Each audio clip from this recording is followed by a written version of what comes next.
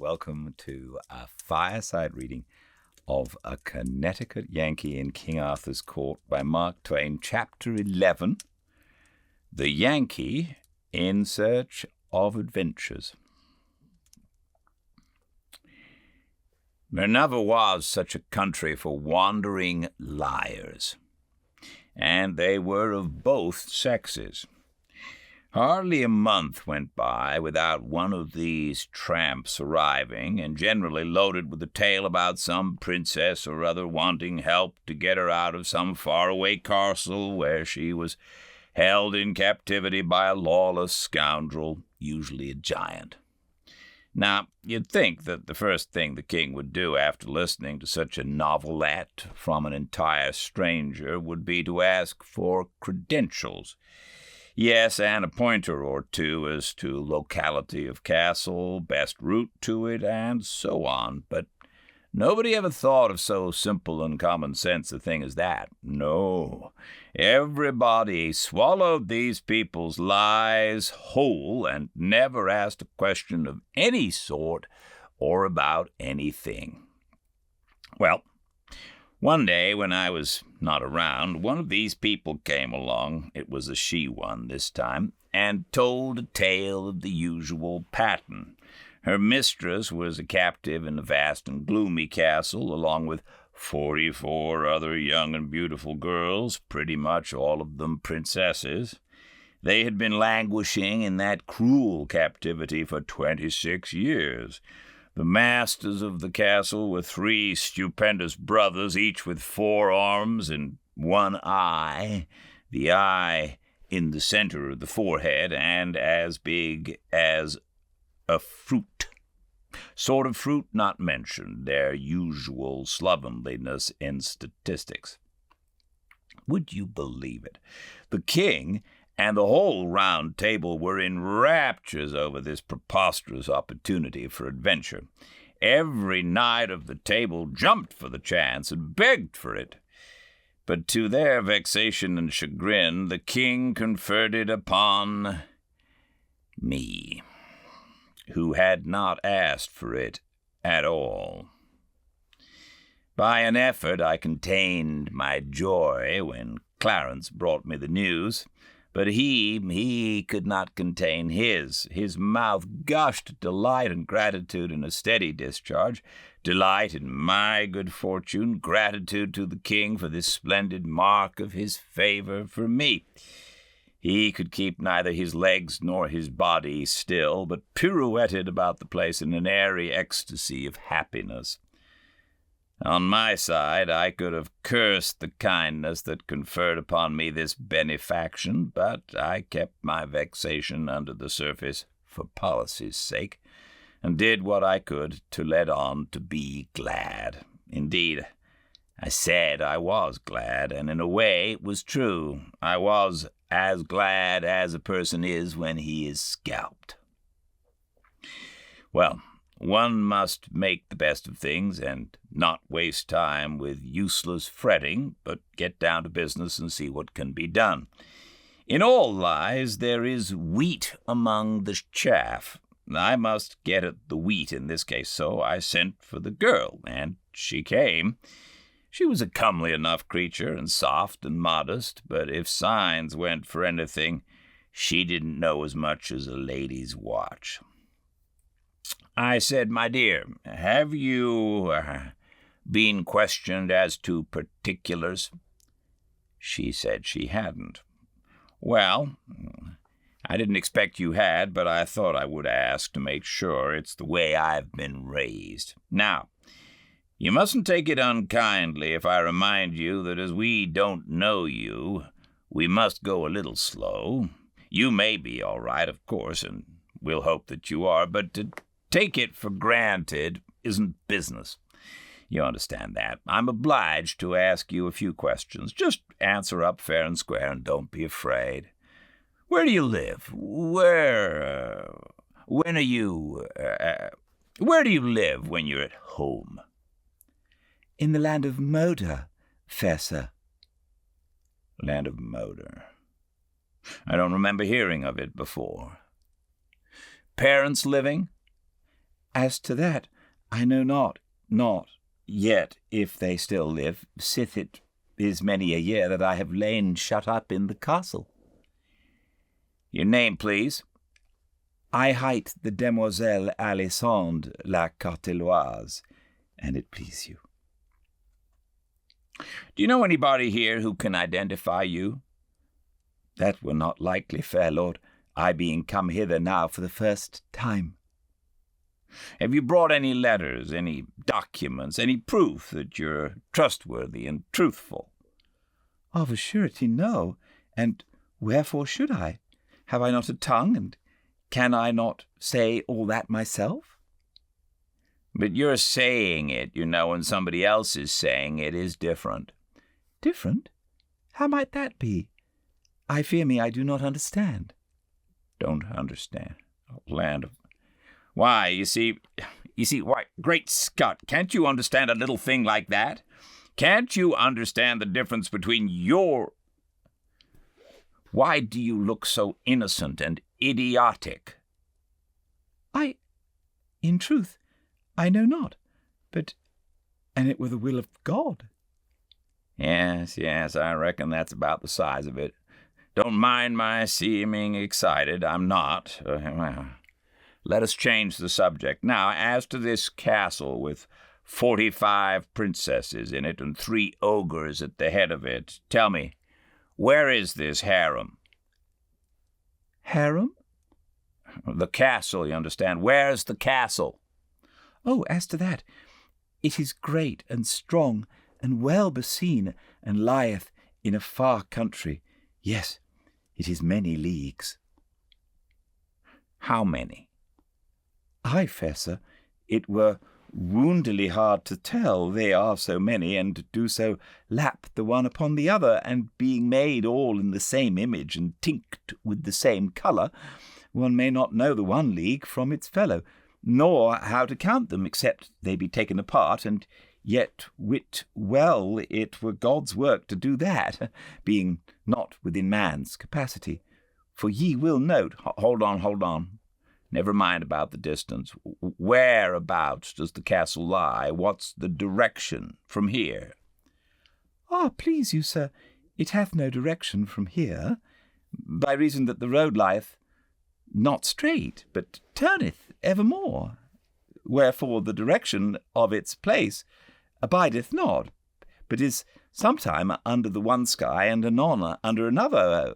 Whereso if ye be minded that it is in the east, and went thitherward, you shall observe that the way of the road doth yet again turn upon itself by the space of half a circle, and this marvel happing again and yet again, and still again, it will grieve you that you had thought by vanities of the mind to thwart and bring to naught the will of him that giveth not a castle a direction from a place except it pleaseth him. And if it please him not, will the rather even all castles and all directions thereunto vanish out of the earth, leaving the places wherein they tarried desolate and vacant, so warning his creatures that where he will, and where he will not, he... Oh, that's all right. Give us a rest. Never mind about the direction. Hang the direction. I beg pardon. I beg 1,000 pardons. I am not well today.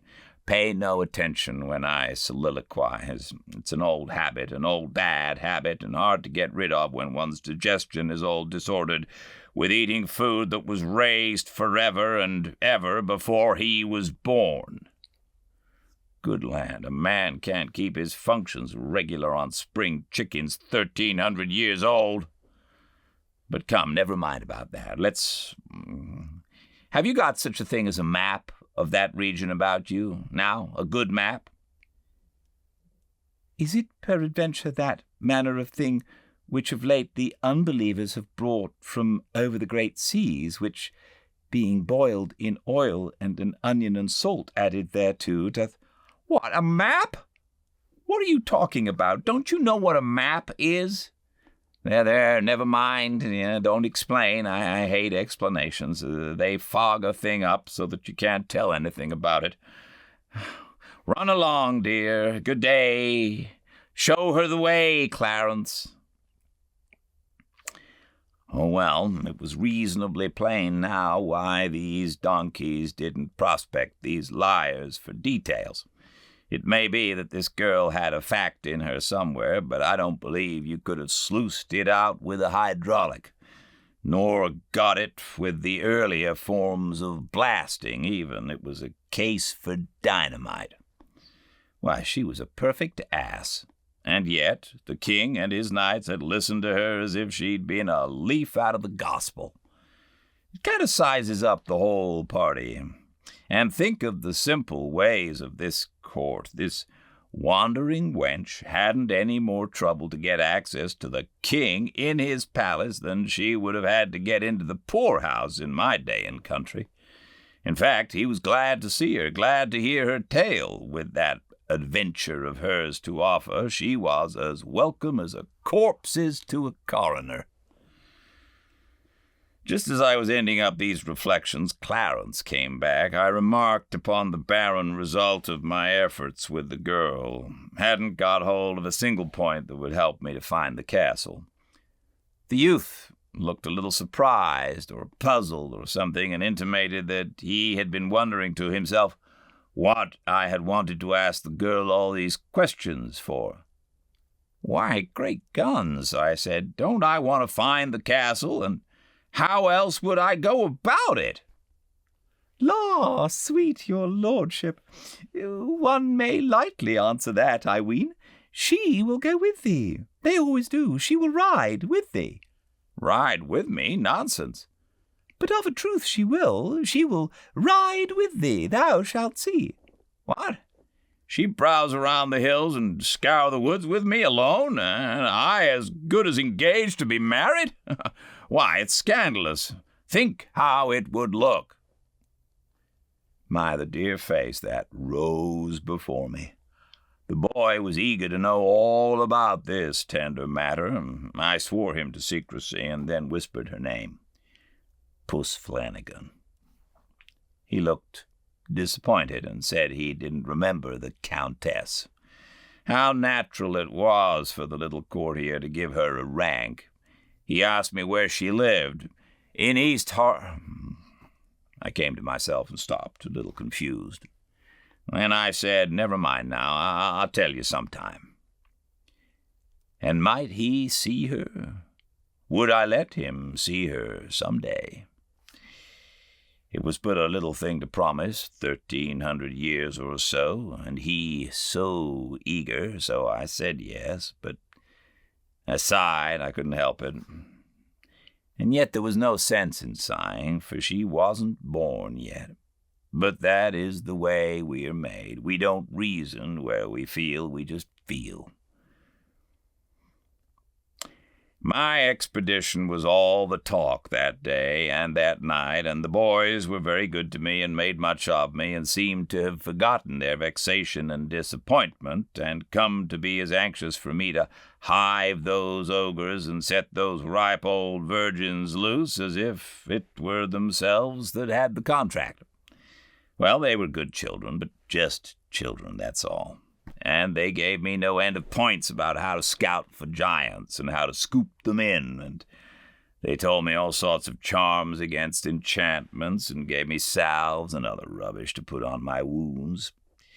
But it never occurred to one of them to reflect that if I was such a wonderful necromancer as I was pretending to be, I ought not to need salves or instructions or charms against enchantments, and least of all, arms and armor on a foray of any kind, even against fire-spouting dragons and devils hot from perdition, let alone such poor adversaries as these I was after, these commonplace ogres of the back settlements. I was to have an early breakfast and start at dawn, for that was the usual way, but I had the demon's own time with my armor, and this delayed me a little.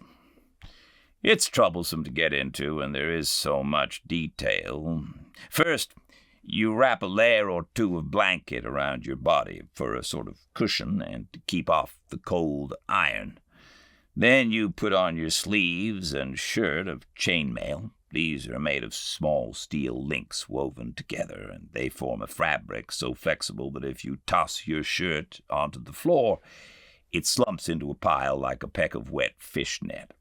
It is very heavy and is nearly the uncomfortablest material in the world for a nightshirt, yet plenty used it for that.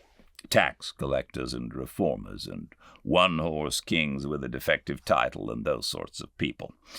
Then you put on your shoes, flatboats roofed over with interleaving bands of steel, and screw your clumsy spurs into the heels. Next, you buckle your greaves on your legs and your cuisses on your thighs. Then come your backplate and your breastplate, and you begin to feel crowded. Then you hitch onto the breastplate the half petticoat of broad, overlapping bands of steel, which hangs down in front but is scalloped out behind you so you can sit down and isn't any real improvement on an inverted coal scuttle, either for looks or for wear, or to wipe your hands on. Next, you belt on your sword. Then you put your stovepipe joints onto your arms, your iron gauntlets onto your hands, your iron rat trap onto your head with a rag of steel web hitched onto it to hang over the back of your neck. And there you are, snug as a candle in a candle mold. There is no time to dance. Well, a man that's packed away like that is a nut that isn't worth the cracking. There is so little of the meat when you get down to it by comparison with the shell. The boys helped me, or I never would have got in. Just as we finished, the bedivere happened in, and I saw that as like as not I hadn't chosen the most convenient outfit for a long trip. How stately he looked, and tall and broad and grand. He had on his head a conical steel casque that only came down to his ears, and for visor had only a narrow steel bar that extended down to his upper lip and protected his nose. And all the rest of him, from neck to heel, was flexible chainmail, trousers and all, but pretty much all of him was hidden under his outside garment, which, of course, was of chain mail, as I said, and hung straight from his shoulders to his ankles, and from his middle to the bottom, both before and behind, was divided, so that he could ride and let the skirts hang down on each side. He was going grailing, and it was just the outfit for it, too. I would have given a good deal for that ulster, but it was too late now to be fooling around. The sun was just up. The king and the court were all on hand to see me off and wish me luck, so it wouldn't be etiquette for me to tarry. You didn't get on your horse yourself. No, if you tried it,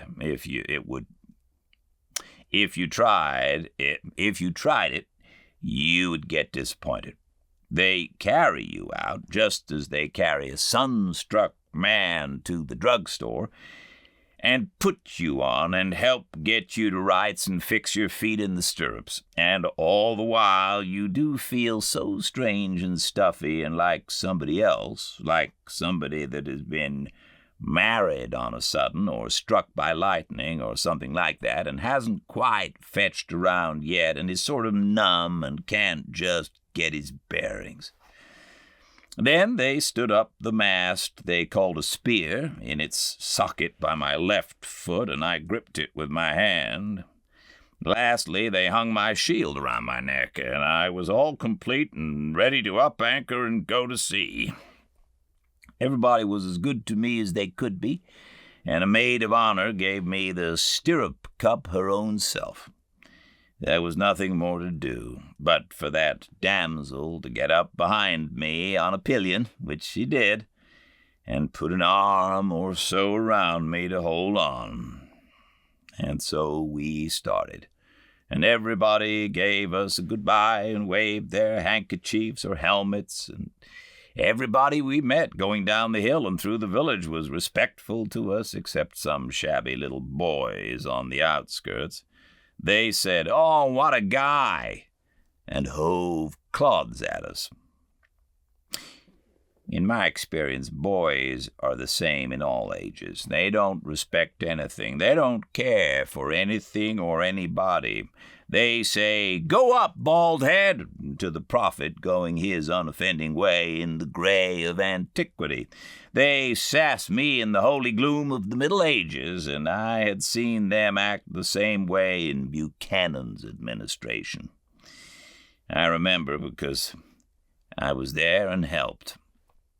The prophet had his bears and settled with the boys, and I wanted to get down and settle with mine, but it wouldn't answer because I couldn't have got up again. I hate a country without a derrick.